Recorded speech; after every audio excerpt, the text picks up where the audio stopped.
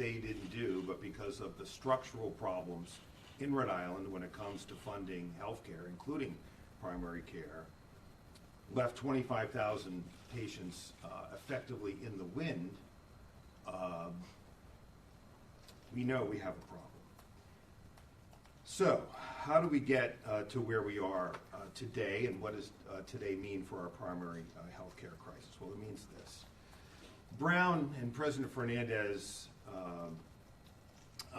and his colleagues can speak, I think, better to this than I can, but Brown has something of a odd organizational structure. You have Brown University Health, and a physicians group at Brown University Health, including primary care, quite a few primary care providers treating quite a few patients. But there's also this entity called Brown Physicians, Inc. And I have no doubt that many Rhode Islanders think those two things are the same, but they are not organizationally. What Brown Physicians, Inc. is a group of providers that do, among other things, dermatology, emergency medicine, primary care, neurology, urology, and surgery. And they are separate and apart from Brown University Health.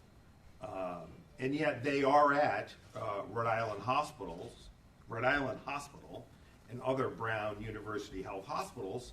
And in fact, it's my understanding that some of members of Brown Physicians, Inc. Have been or are department chairs of various components of Brown University Health. The bottom line is there's a lot of overlap there. So organizationally, it has been Brown's, both BPI's and Brown University Health's intention to bring those two groups together. Now, I have a responsibility under Rhode Island law to ensure that when entities that do similar business, whether it be in healthcare or anything else, combine, that does not lead to a restraint in trade or commerce or lessen competition in a way that harms Rhode Islanders.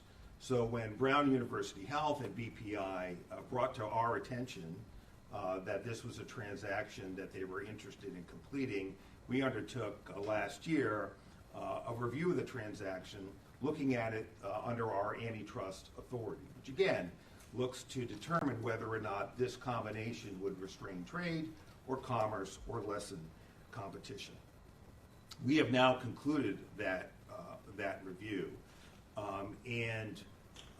or at a minimum concluded it to the point where we are prepared to suspend it, provided that Brown and BPI, once coming together, take significant steps to address and alleviate the primary care health crisis facing our state. So what does that look like? We are requiring that Brown University Health take on 40,000 additional new primary care patients over the next 4 years.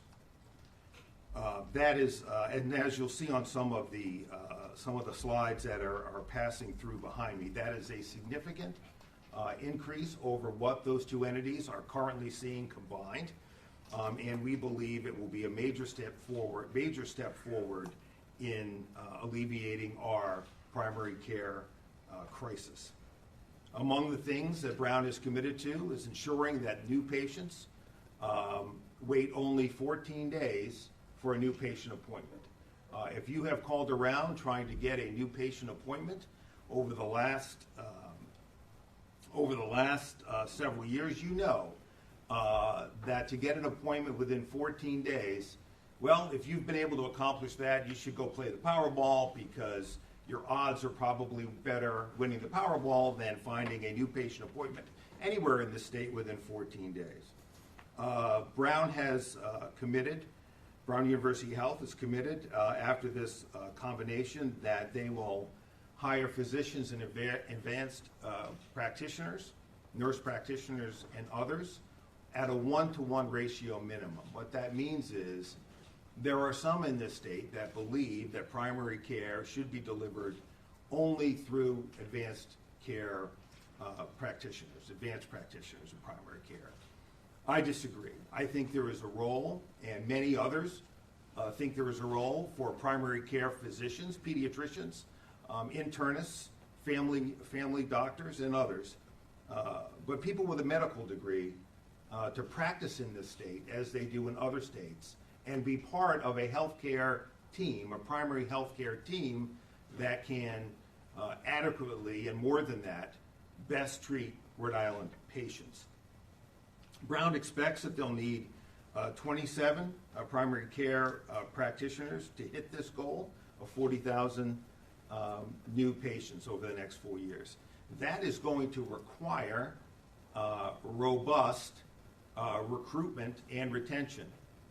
You can't get 27 new ones in the door, in the front door, and lose 27 out the back door. So this is a net increase of 27. So that's sort of their goal. We've set some interim marks for them to hit along the way rather than rely on actual patient counts in the first couple of years. Why? Because the way recruitment works in the medical world, as in law, at least in big law, is that recruitment period is either just behind us for next year or ongoing right now. And Brown's going to have to work really hard next year to hit those interim targets. But we wanted to give them a little bit of space to ramp this up and get it going. These increases can't be on the backs of existing primary care providers. I'm sure there are primary care providers out there that work for Brown right now that are working really hard and are wondering whether or not they're going to have to take on these 40,000 new patients. And we insisted, and Brown agreed, that that would not be the case. Without getting into a lot of details as to how they pay their physicians, the bottom line is that their physicians will continue to have choice as to how many patients they see on their panels. So these are going to be new practitioners that see these 40,000 patients. Now, I don't mean to suggest by that the 27 new people will see the 40,000 new patients. There will obviously be a blend across Brown Health, but those are the targets that we're trying to hit. Brown is committed to providing the support necessary for these new practitioners and existing ones, and to work to truly making compensation competitive with our neighboring states. Why?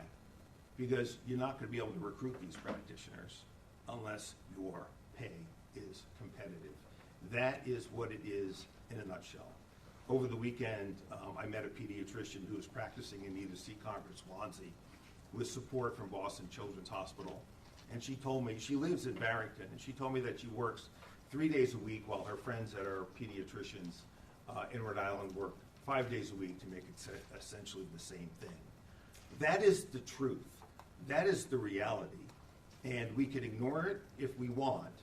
But the bottom line is, if we want to build a great primary care system and become a magnet for primary care doctors, it's about the economics.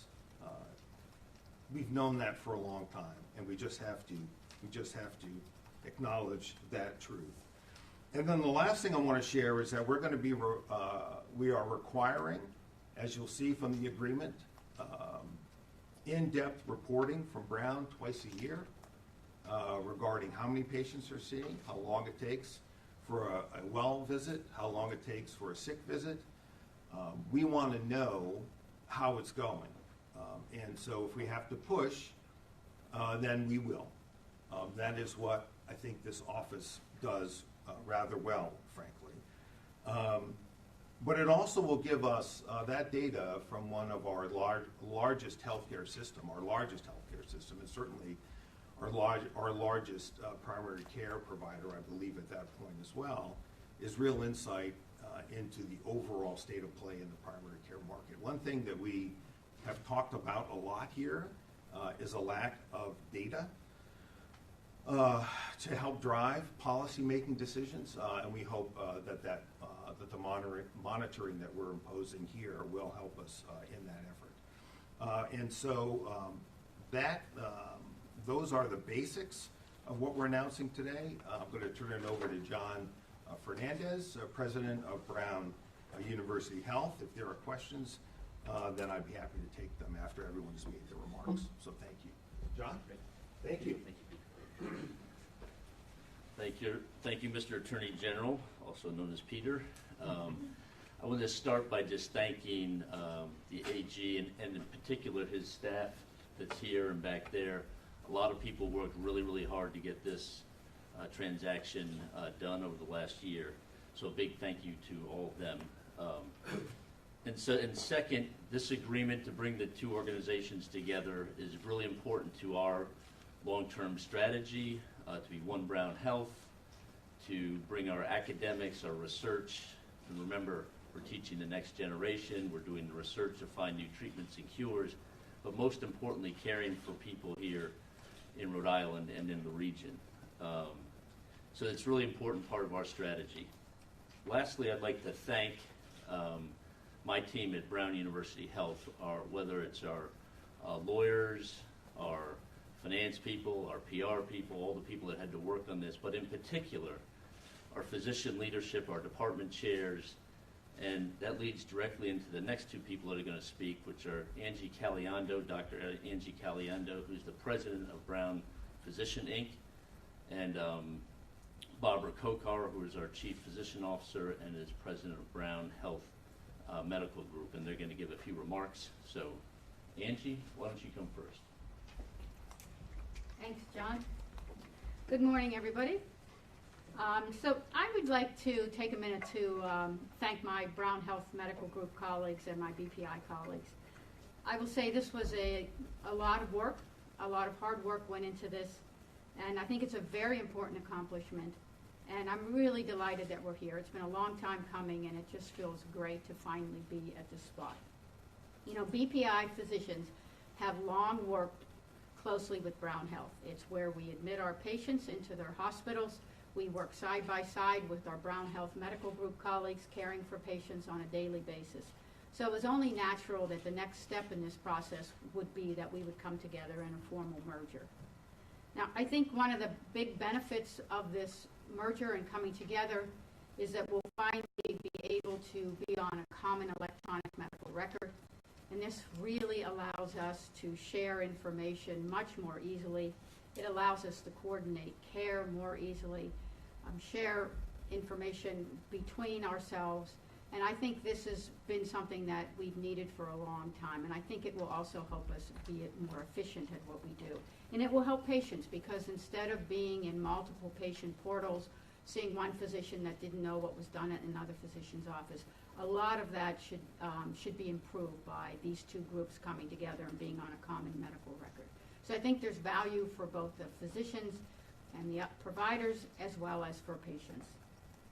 As the Attorney General pointed out, I think this is also going to help with access, particularly around primary care. So really, the merger is all about driving better patient experiences and better patient outcomes. And so I personally am very excited. I think my colleagues in BPI are very excited to move forward with this and to move on to the next adventure. So I am going to turn it over to Barbara Kokar. As John said, he's the president of Brown Health Medical Group and the chief physician officer for Brown Health. Thank you. Well, good morning, everyone. First of all, I'd like to thank the Attorney General and his staff for all the work they've done with us on this important agreement, as well as our leaders at Brown Health and BPI for their support.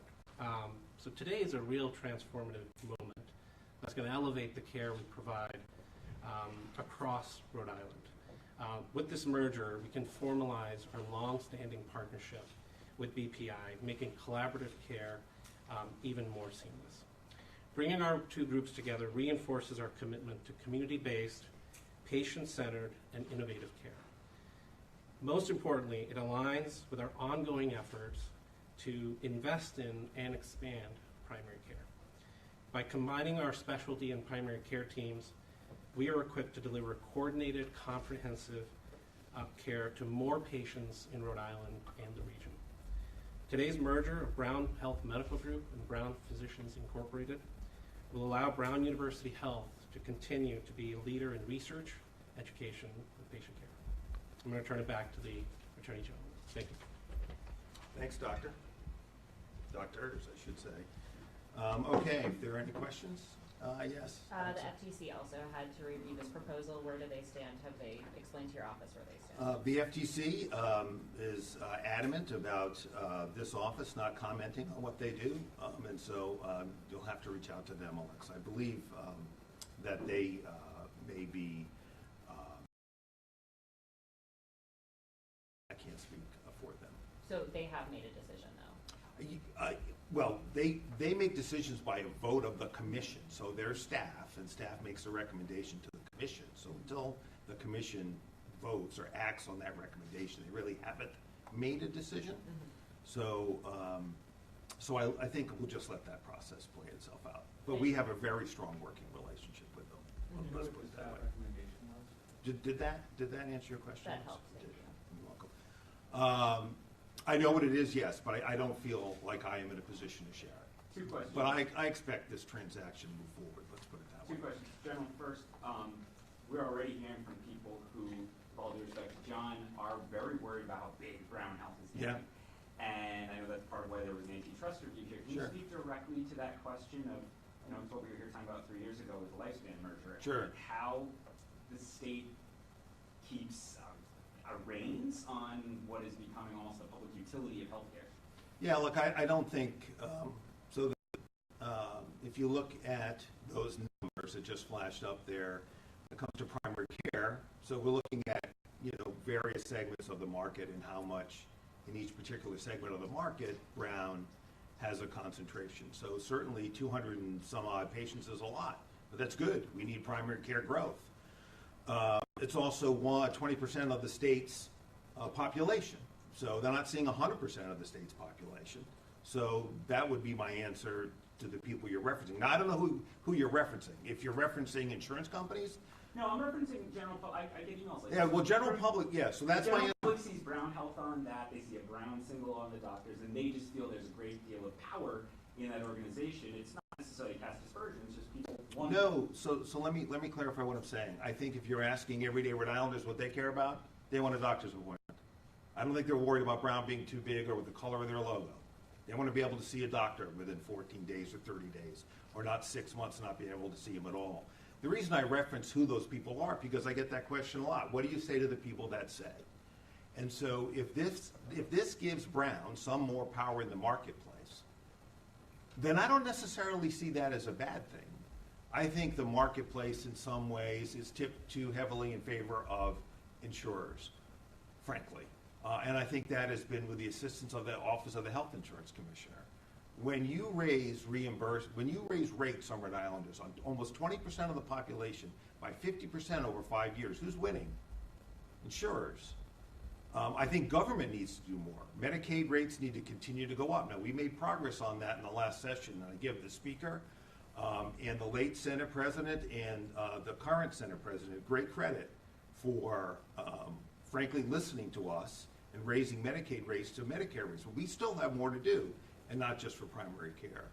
So if I was truly worried about Brown being too big and restraining trade or making it harder for Rhode Islanders to get a primary care appointment through this combination, I would not have permitted it to go forward under these conditions.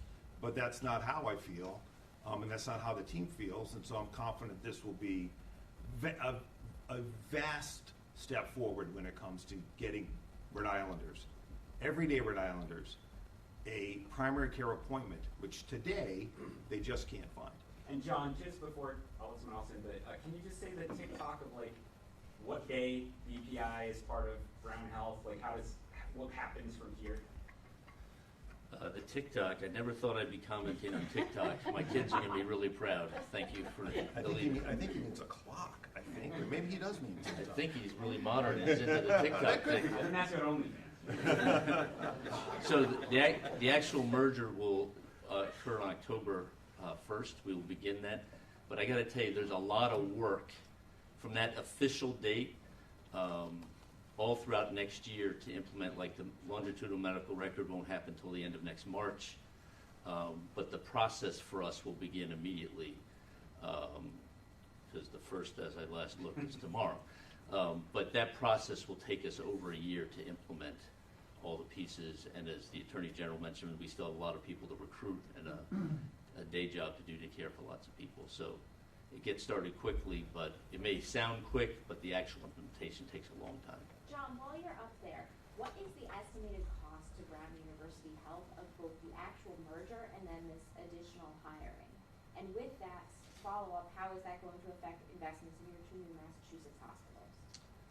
I'll work backwards. It will not affect our investments in Massachusetts.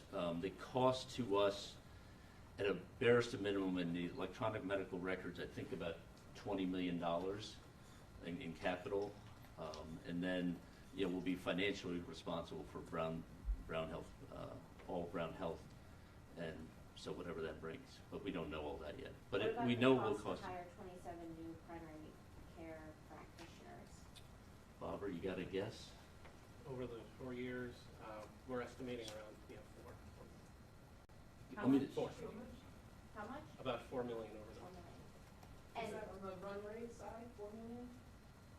Just 4 million in terms of, Once we're revenue? fully staffed, yeah, because it's not just the primary care providers, there's staff, there's space, all those sort of things. 4 million per year revenue.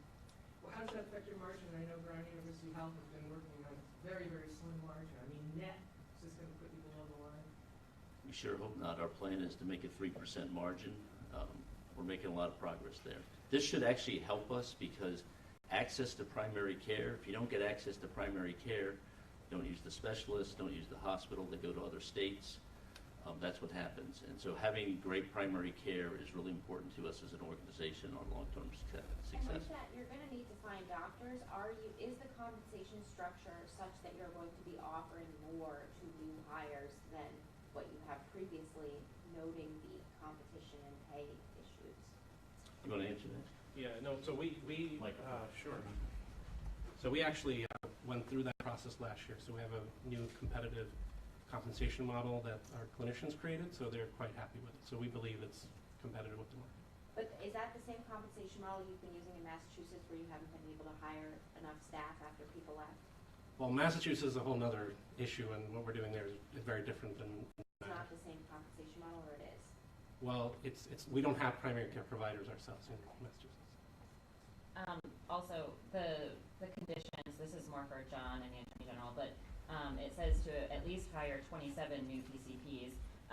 And obviously, John, that's your mandate, is to make sure that you hire those, but Attorney General, was there any conversation about making sure that those 27 or at least 27 PCPs come from outside of Rhode Island? Otherwise, we're just kind of moving PCPs back and forth between one institution to the next in Rhode Island. There has to be a net increase in Brown of 27 doctors. So your question is a good one, whether that would come from potentially other systems. It's possible. It's possible.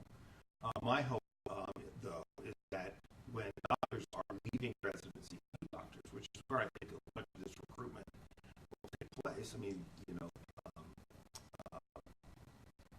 Dr. Kokar has been to this. And that's one of the reasons why when you're recruiting people out of residency, those applications are gone in or they're going in now. My hope is that Rhode Island will become a place where doctors want to come to practice. Certainly there will be an exodus from primary care elsewhere in the state that we have to work on. That's why the overall structure of how we do primary care has to continue to change. But I felt like this was an opportunity to use our antitrust authority to ensure that at least one major institution over whom I had jurisdiction in the moment committed itself, regardless of what the cost is, to bring on the number of patients that will be a major step forward. And look, there was a lot of negotiation back and forth over how many patients they would agree to take on. I obviously wanted more. They wanted to do less because they wanted to make sure they could do it. And so we really wanted to make sure that these targets were as great as they could be, but within the realm of being able to do it. But I'm confident that they'll be able to do it. And if they don't, well, then, there are consequences for that. Medicare Advantage. So for the patients that are under Medicare Advantage, under United, what does this mean for them?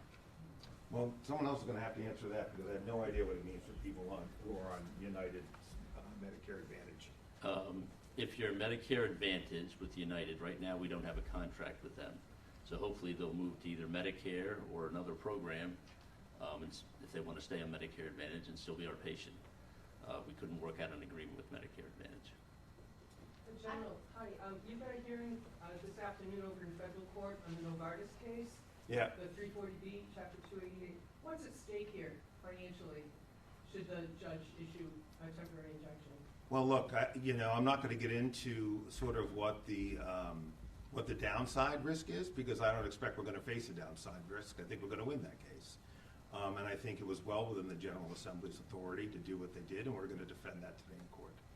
Let's say you lose, how much money is it? I'm not worried about losing. I never worry about losing. I only think about winning. In April, Governor Because that's most of the time we win.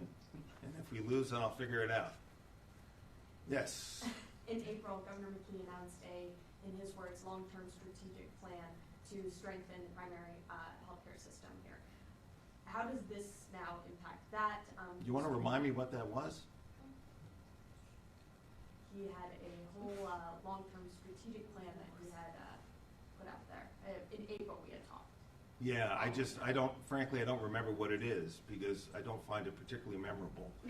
I think he was going to have the health insurance commissioner do a study for 2 years. We can't wait 2 years to get action on primary care. We've got to start this process now. We're already behind. Rhode Islanders can't find a primary care physician. So, look, I think in this,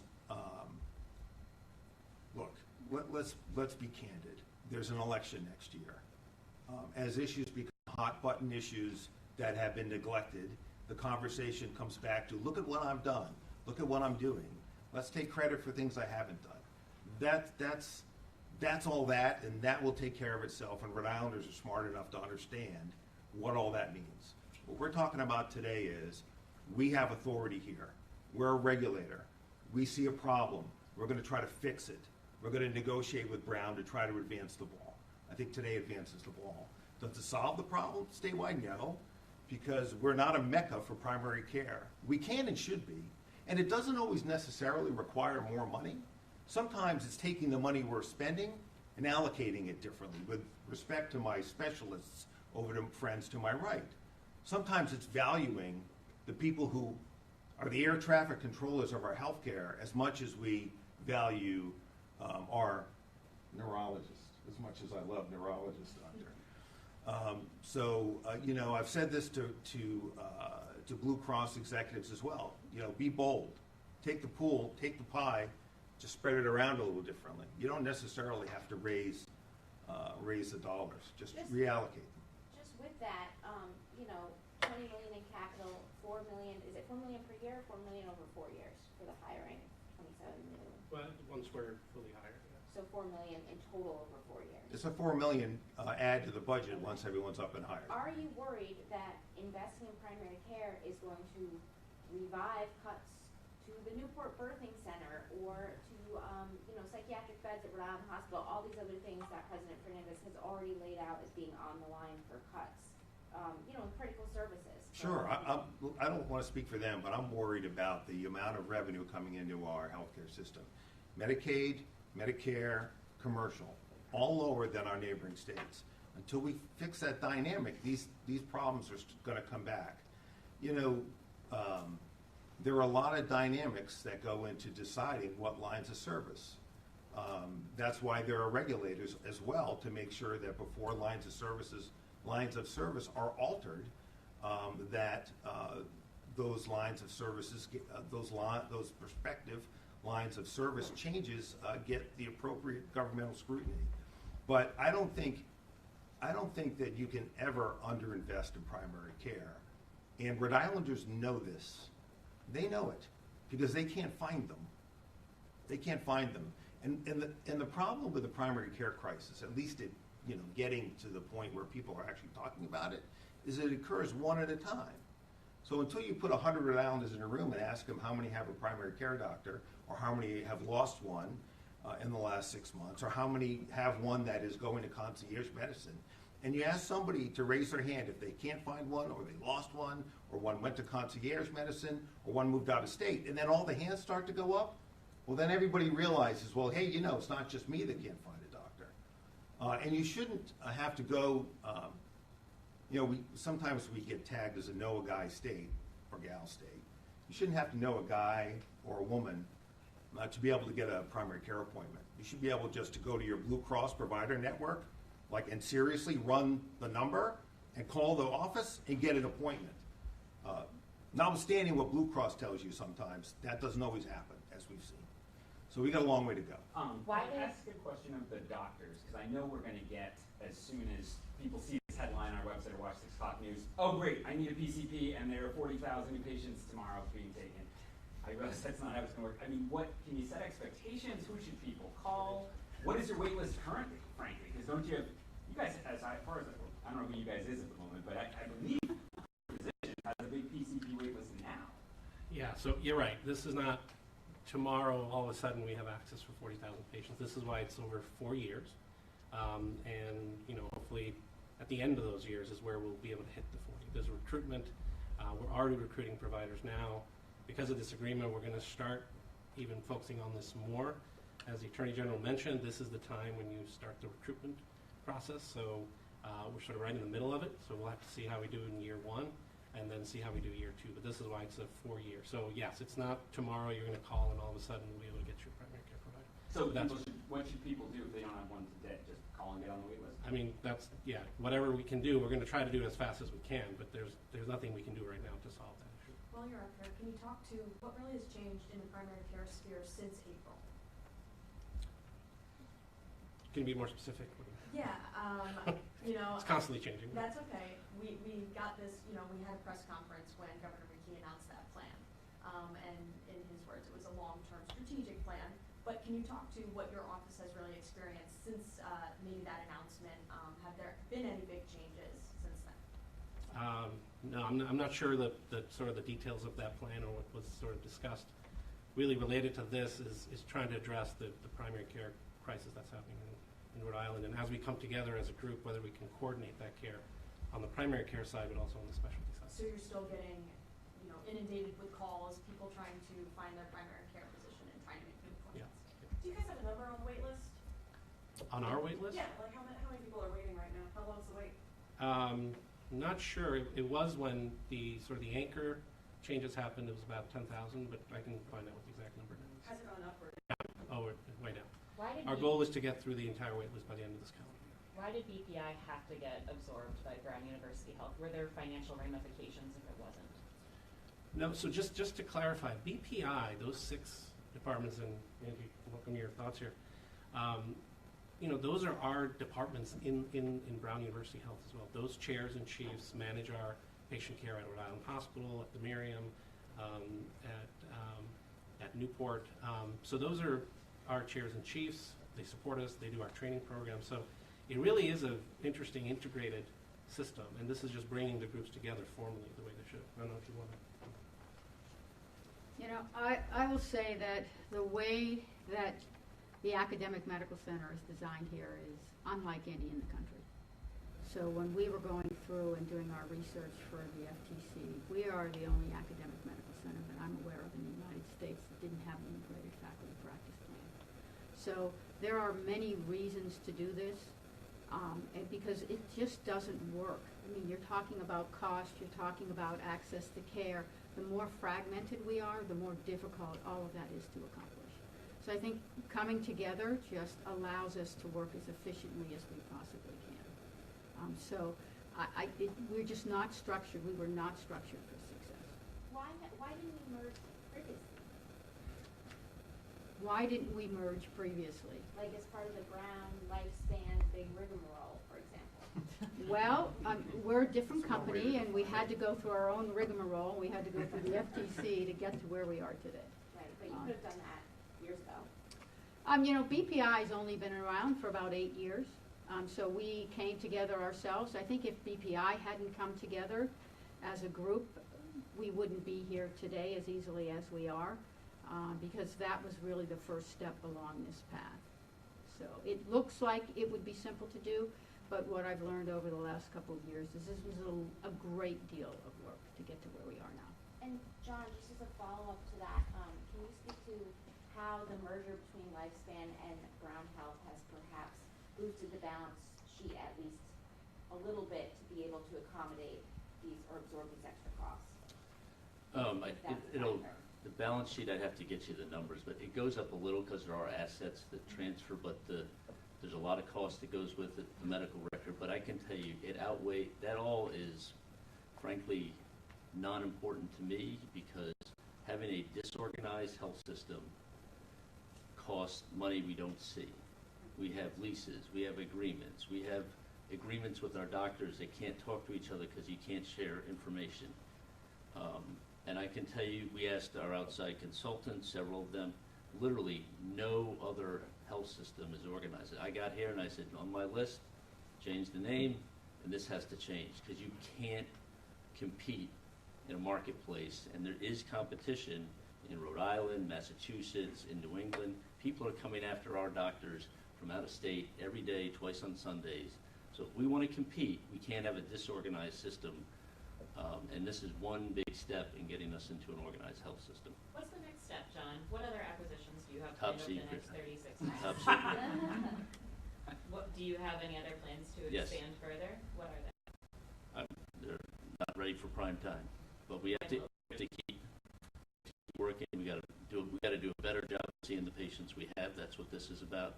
But we have to continue to grow and find revenue streams, improve reimbursement. Not top of my list, as you all, especially press people, witnessed last year. We did a lot better last year with some increases from the General Assembly and the governor. So to your question, what has changed? We got a little more money.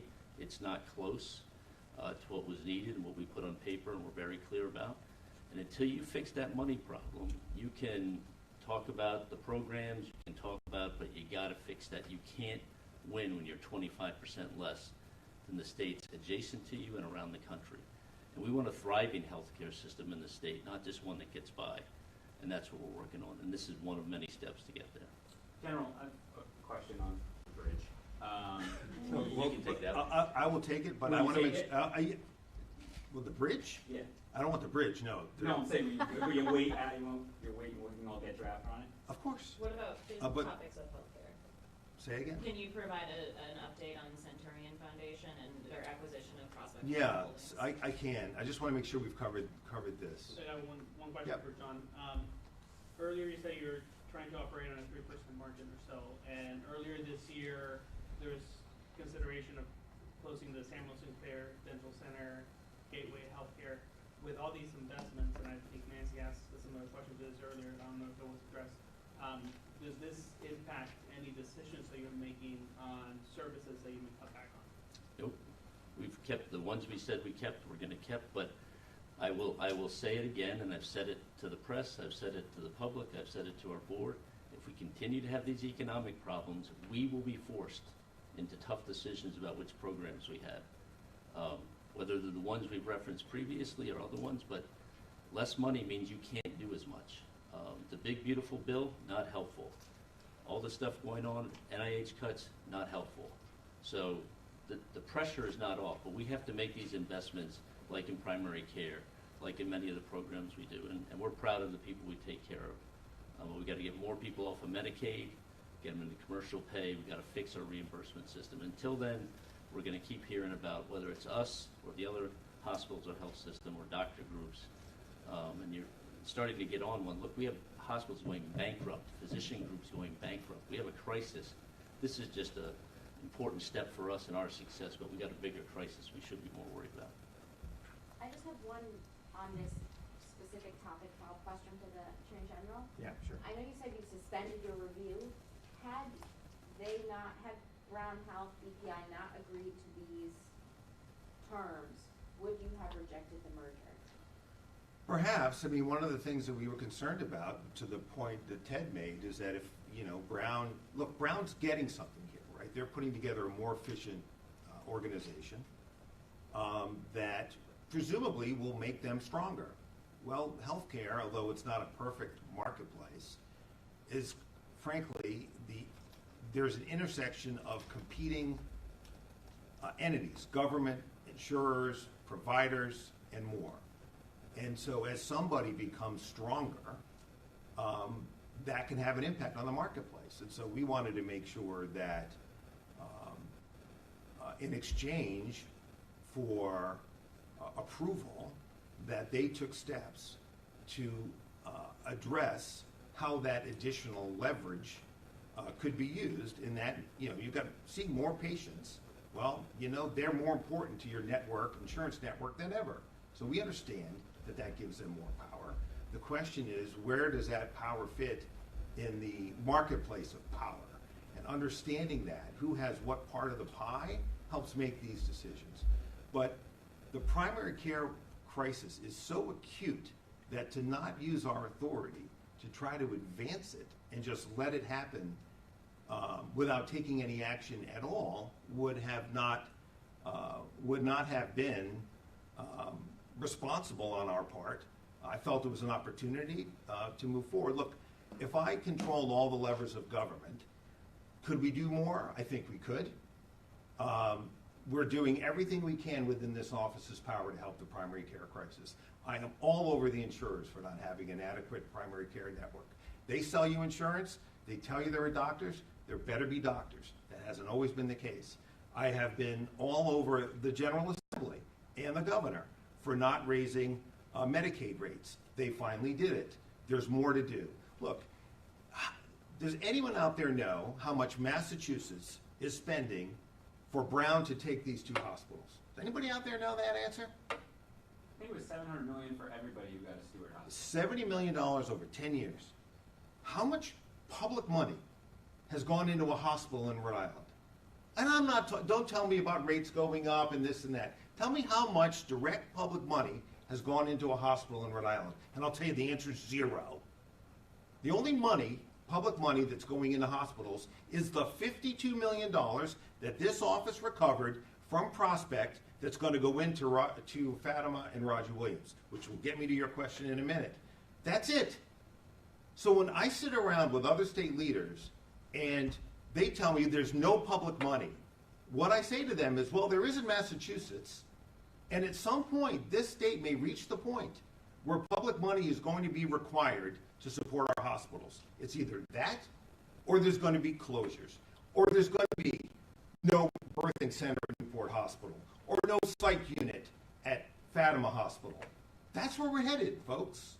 When really strong private practices are circling the drain, it says something about our healthcare economics. And I've been talking about this for 3 years, to the point where I need my Northwestern Health medicine and water bottle to keep me going, because my throat is getting dry from all this talking, which probably brings you some relief.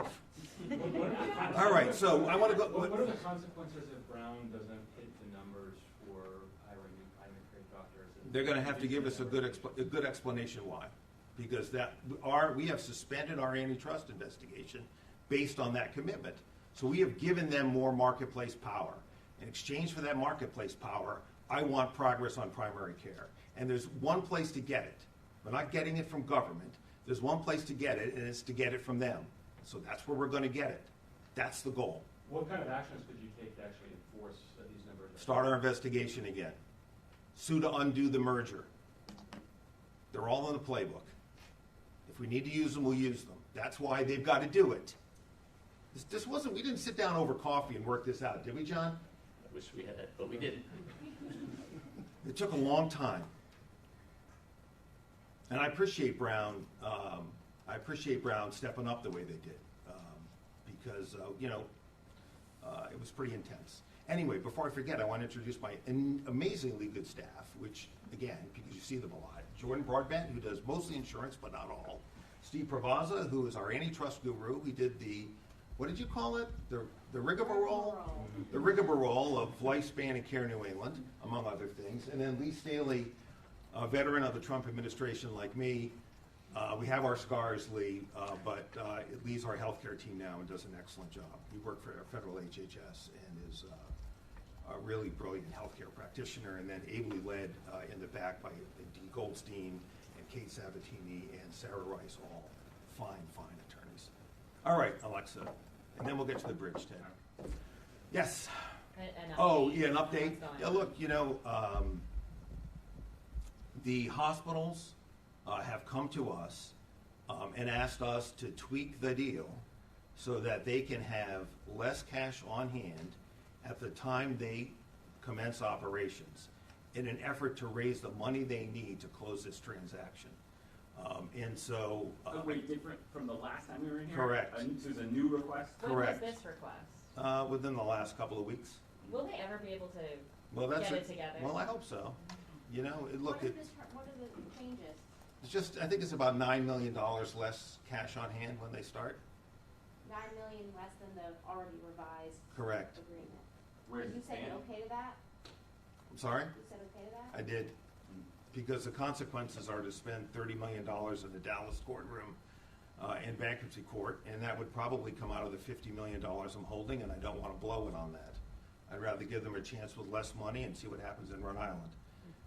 And see if they can turn it around. And if they can't turn it around, well, then we're with a receiver in Rhode Island, which is better than being with a bankruptcy court in Dallas, as good as the judge has been to us down there. Did you add additional conditions and agreeing to lessen the cash on hand?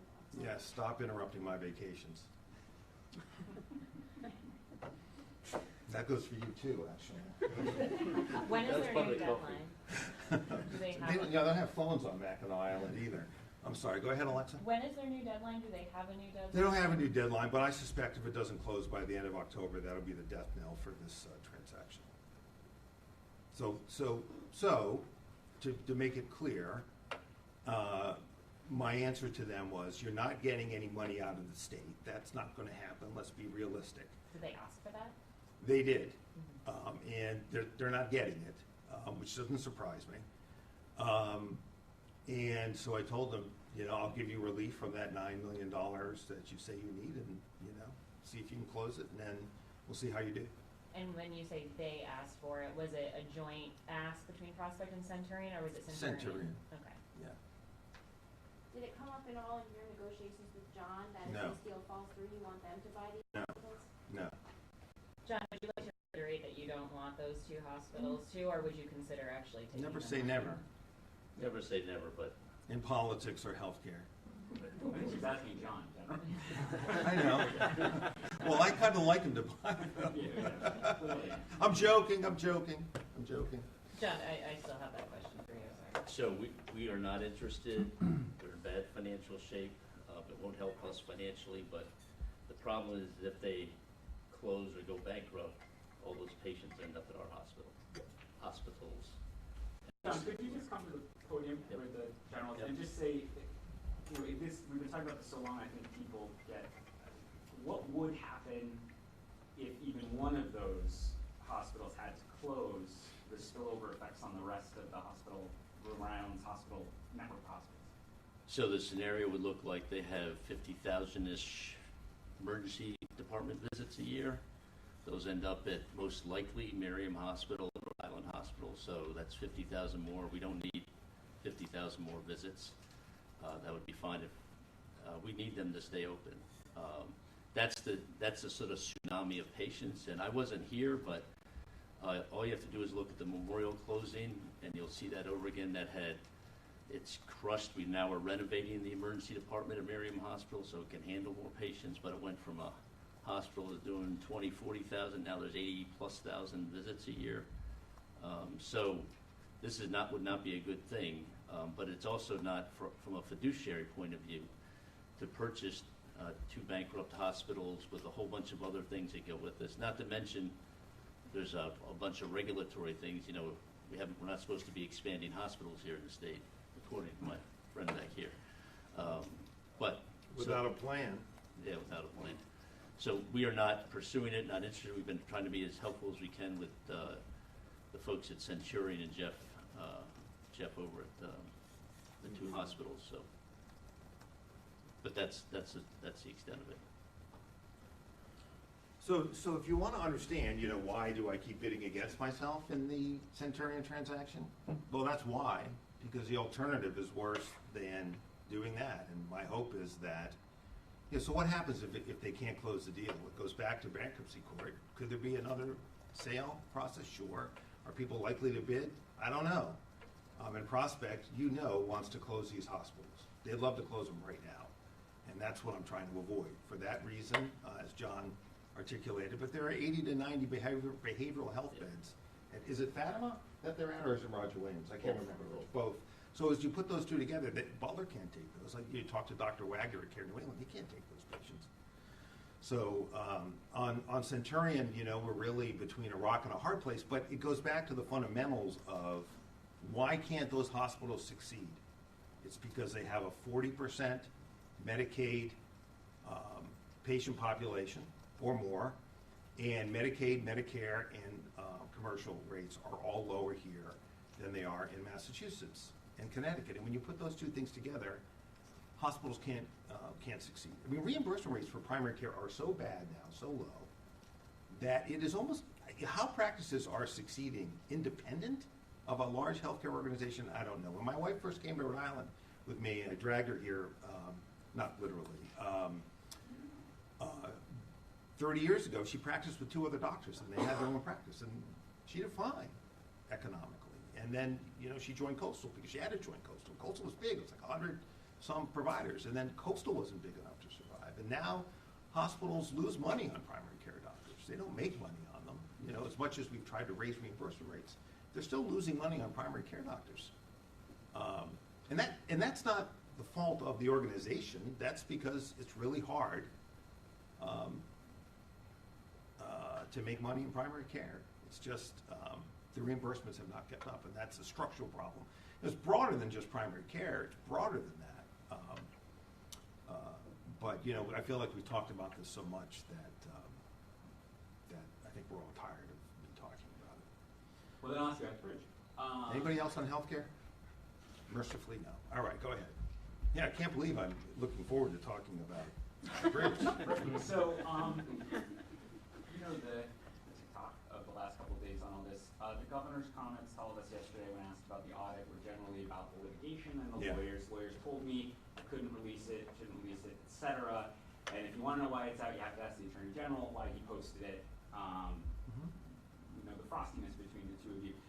Why? That's got nothing to do with why it was posted. Well, exactly. Why did you post it? I posted it, as I said several times now, because there is a Instagram account called What's Up Rhode Island that has, over the course of days, weeks, months, been dribbling this thing out, and it had gotten to the point where it can be manipulated when that happens. I don't know who's behind What's Up Rhode Island. I have my thoughts, but I'll keep those close as a close hold for now. And then I'm told that media outlets were getting copies of it, and I got a request from your outlet as to whether what you had in your hand was authentic. And the best way to handle that is just for you to see the real article, and then you can decide whether it's authentic or not, and I don't have to go through your copy. That's not ideal. This case is going to be a battle of experts, and this is one expert. There are going to be many more from a lot of different companies that in a courtroom someday will be giving their various opinions, and a jury or judge, if it's a jury waived trial, will have to divide the blame pie. It's not a shock to me as a Rhode Islander that a state agency may carry some blame here. That was true when I was U.S. Attorney and the Carty constructed bridge railing on the I-95 bridge failed. But the litigation is about taking the blame pie and dividing it up. And even if the state eats a piece of blame pie, the other parties may eat some pie too. And that's what that case is going to be about. So this report is one report. It is what it is. I posted it, not because of any frostiness between the governor and I, but because of what I just explained, and I felt it was better for the real article to be out there rather than some unknown outlet dribbling it out in dribs and drabs and creating chaos around it. So that was the reason for it. So why not do it in the first place? Why was the legal advice, both from the governor's initially retained counsel, Max Wistow and others, as the governor, has stated, why was the advice to him, and is our advice to all of the state agencies and all of the clients that I've ever represented in private practice, admittedly in Massachusetts, is you don't try your case in the press. You just don't do it. We're not going to put 30,000 pages of discovery up on a website for uninvolved experts to opine on, so that when it's time to pick that jury, we can't find anybody who can sit on it. There's too much at stake here. Look, we all know that the bridge failed. Nothing about not releasing the report, in my view, and I've said this before, prevents the General Assembly, if they wanted to do oversight, they could have done that, and they could have made Peter Alviti answer questions a year ago, just like they could have made the governor answer questions about ILO a year ago. So frankly, I'm a little skeptical when the General Assembly all of a sudden wants to be the enforcer. Okay? There's one enforcer in Rhode Island, in my view, and you're in that office, if we're being honest with ourselves. So I'm not all that interested in their oversight. I can't remember the last time they put anybody under oath, and if you don't put anybody under oath, you might as well just wave the white flag. That's why grand juries exist, because you put people under oath and you squeeze the truth out of them. So you want to put people under oath? Go for it. But you could have done it a year ago, and you didn't need this report to do it. So spare me the outrage, frankly. Why though? The lawyers, as part of discovery, you have to give the other lawyers the Sure. audit. So And vice versa. And vice versa. So it seems like the only people who weren't allowed to see what the governor's expert had come up with about blame was the public. Right, because there's a trial, and that's the way trials work, Ted. And if you want to change the way the court rules work, the Superior Court presiding justice is down the hall. What I'm waiting for is the phone call from the trial justice who asked me why I posted it, because it's not entirely out of question that judge may take issue with that. But I did what I thought was best under the circumstances. I have an obligation to the state and the people of the state to handle this case within the rules. That's my obligation. And my license is also at stake. And so is the license of everybody on my team that's working on that case. And I'm not going to risk their license or my license or the wrath of some judge, particularly for them, so the public can see a document. That's not the way it works. And if there's frustration out there, I understand it. But that's the way the system works. So just last question, you and the governor kind of are on the same page on this one. Absolutely. You think Absolutely. You correctly not releasing it Yes. prior to this? I said that this morning when I was talking to Gene. Yes. Do you think that That's the governor truth. should not have mentioned that this was being done though I to can't, the public, you know. because that sets up the public expectations that we're gonna get to see this? Look, how the governor's handled this bridge closing is for him to explain. How he's building the new bridge is for him to explain. I'm a lawyer in this instance, and my job is to represent you as best I can. And the best chance for us to recover money from experts who we allege did not guide the state properly on the repair and construction of this bridge is to try that case, not in the newspaper, admittedly, or on What's Up Rhode Island or whatever the heck it is to try it in the courthouse down the street. And that's what we're going to do. All right? Oh, there's a healthcare roundtable tonight here in the office. 40 doctors are coming to discuss healthcare. Are we going to do a preview of our option? Yeah, so there's going to be a preview. Somebody asked me about our public payer option. When they interviewed me recently, I don't know if that reporter's in here, but there's going to be a preview of that, something we intend to roll out in the next legislative session. If you want to hear our plan, you'll hear it tonight. I can actually remember that one. But I believe that is at what time? 5 o'clock? 6 o'clock, here in the office. All right, it's open to the press. It should be about 40 to 50 doctors here. All right, everybody, thank you so much for coming. Appreciate it very much. Thank you. All right, John, thanks. Good luck. Go grab some primary care. I will. Doctor, thank you. Doctor, see you again. Paul, Lee, thank you. Jordan, thanks. Stephen?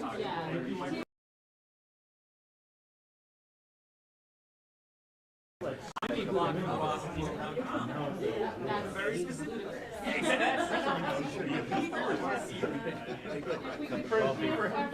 Fernandez and